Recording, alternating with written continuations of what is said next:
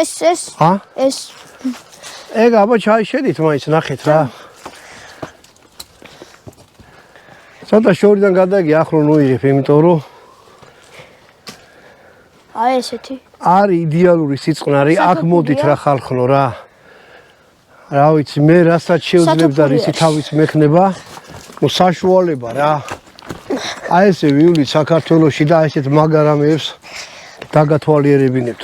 ვიცი რომ უკიდურესად საინტერესოა ბანდარ ბაშარში როგორ აკეთებენ ფლობს, მაგრამ აი ეს ხომ უნდა ვიცოდეთ რა. ნახე აი მაგალითად, ანუ ქართველები რო არ არიან, მიყვიჟა, სულ უცხოელები დადიან და უცხოელებმა უფრო მეტი იციან ამის შესახებ.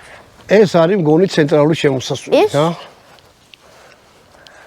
ეს რა არის ბატონო დავით?